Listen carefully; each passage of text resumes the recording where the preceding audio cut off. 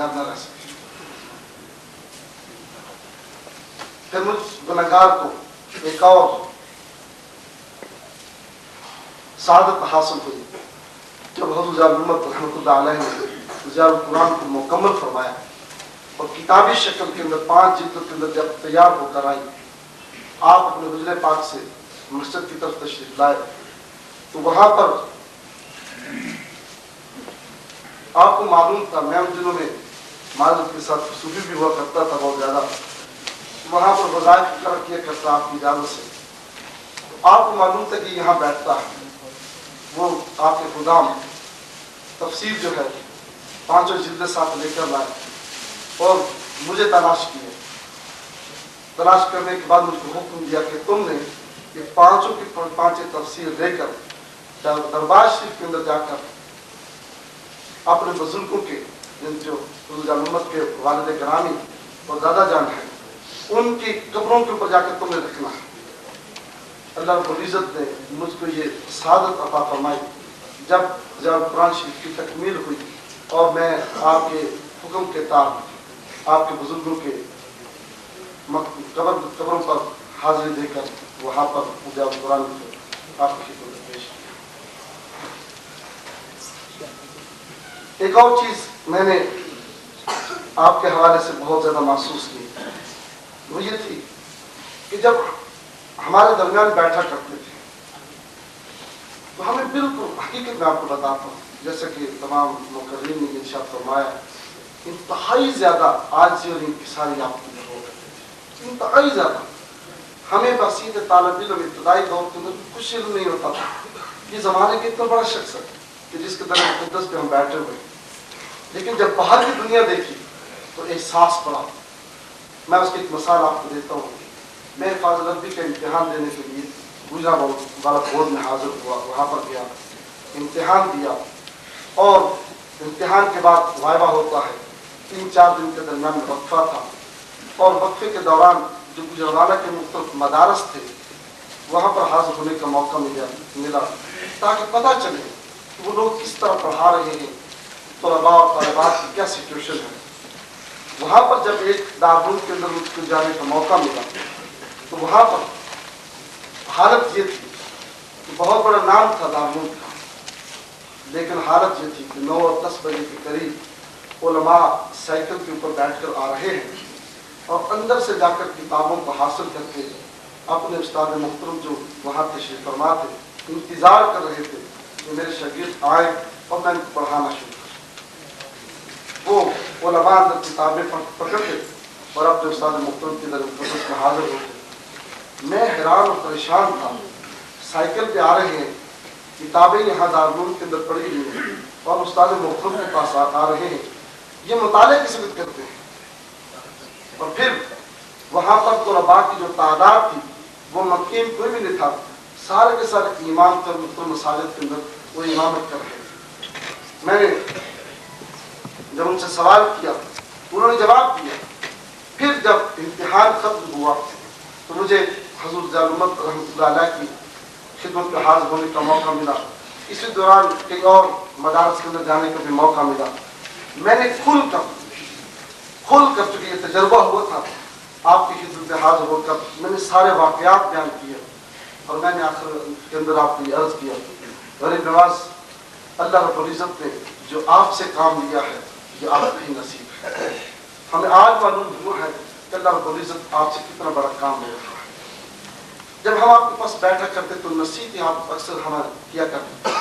ایک نصیحت مجھے اپنے حوالے سے جو میں جیسا کہ کہا ہے ایک تجربے کے مشاہداتی حوالے سے مجھے میرے کام مسلمانوں کے حوالے سے بڑی کام آئی. آپ فرمایا کرتے تھے کہ جو شخص اللہ کے دین کا کام کرنا چاہتا ہے اس کے اندر 3 چیزوں کی صفات ہونا چاہیے.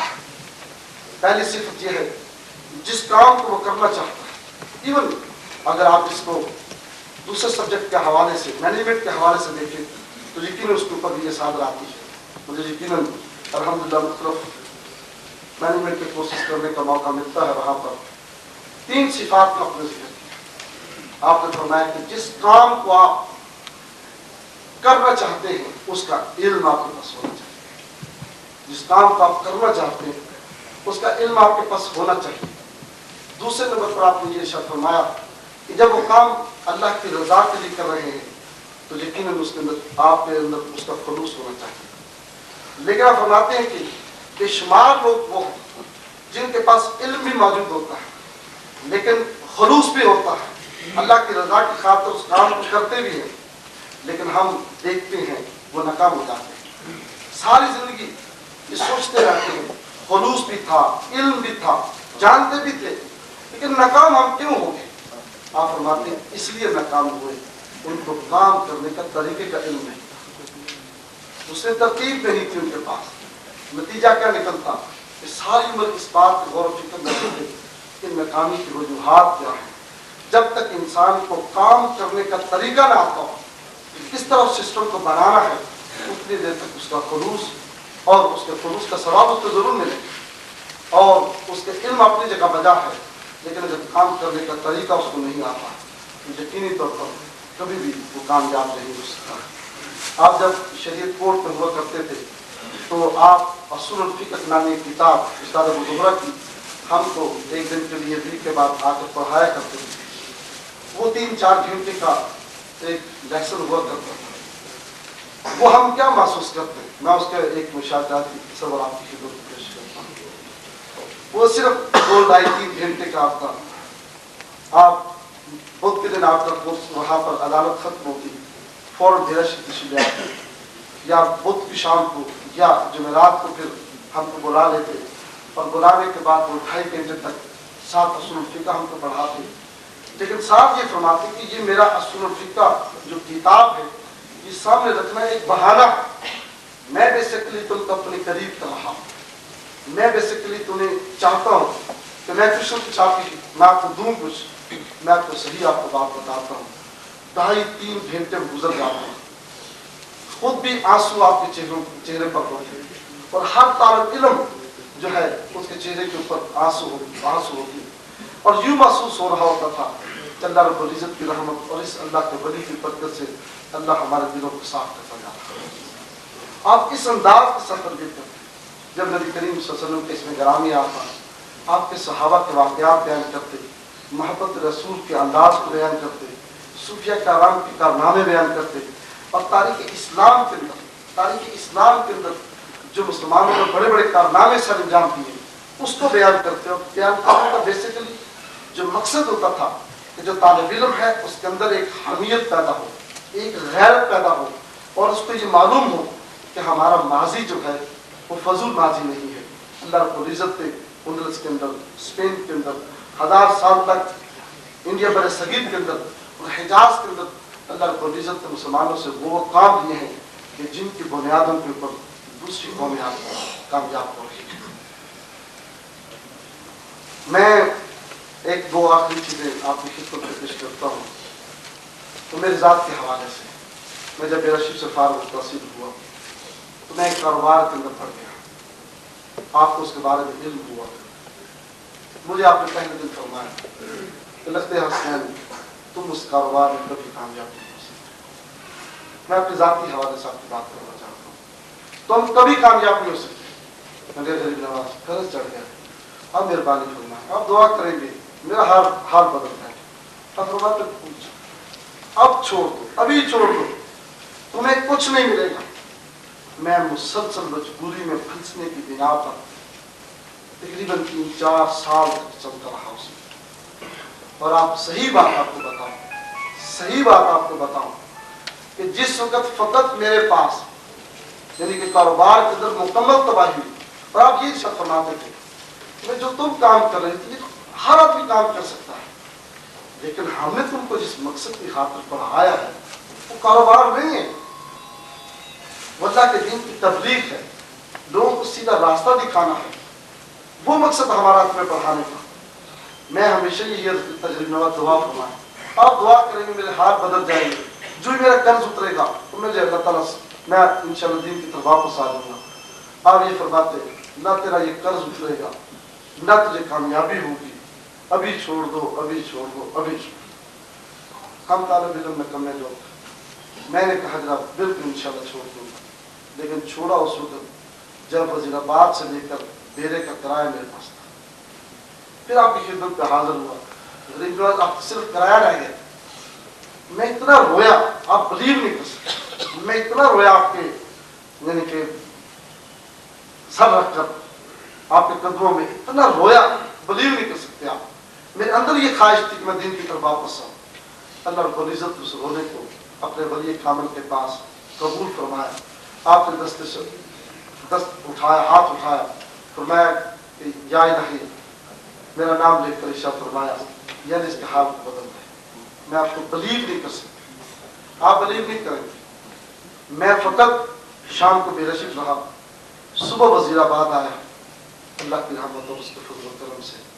اس کے بعد میرے انگلینڈ جانے کا پلان تیار ہو چکا تھا. جب وہاں پہنچا وہاں پر کیا صورتحال تھی. آپ بھی 2 مہینے کے بعد آپ بھی تشریف لے آئے. آپ کو میرے حالات کا علم تھا.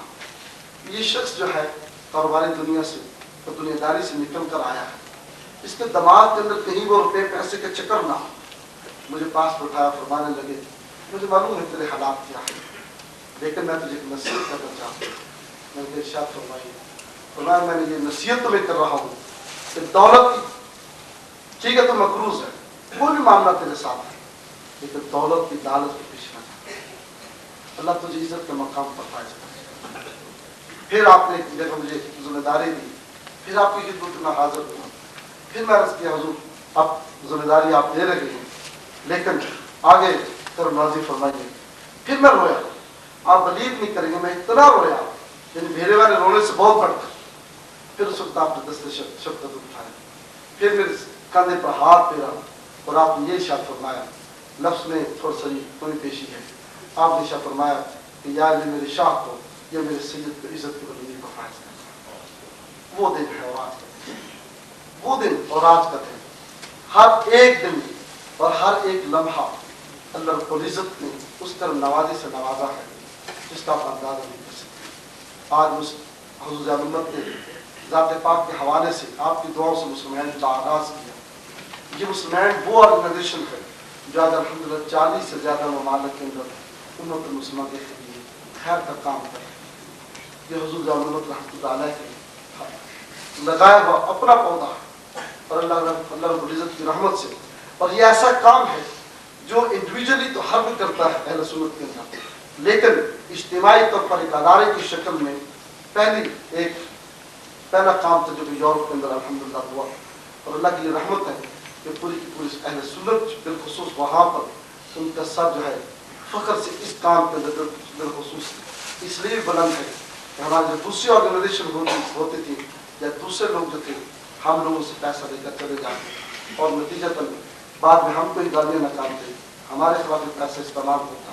لیکن آج اللہ کی رحمت اور اس کا فضل و کرم ہے, آپ کی دعاؤں سے اور آپ کے لگائے بوٹے سے اللہ نے یہ کر نوازی کی ہے کہ آج سنت کا سب جو ہے وہاں پر فخر سے بلند ہے. جب آپ وہاں پر تشریف لے گئے, جب یہ میں نے رویا, پھر آپ کی خدمت میں نے ایک بات عرض کی. غریب نواز آپ ایک ہفتے کے لیے یہاں تشریف فرما ہے, آپ ایک نوازی کی تھی. میرے حالات کو آپ جانتے ہیں, میں ذمہ دار شخص بن چکا تھا, ایک کاروباری آدمی تھا, حالات اس قسم کے تھے. آپ یہ میرے اوپر ایک نوازی فرمائے, آپ مجھے ایک ہفتے کے لیے جتنے دن دورہ کر رہے ہیں مجھے اپنے ساتھ رکھیں. آپ نے فرمایا ٹھیک ہے میرے ساتھ چلو. میں آپ کے صبر اور تحمل کی آپ کو بات بتاتا ہوں. میرے پاس اتنے اسلام کے خلاف اسلام کے معاملات میں اتنے سوالات تھے, میں نے 7 دن آپ کو تنگ کی. جہاں تک ہمارے پیر بھائی جو تھے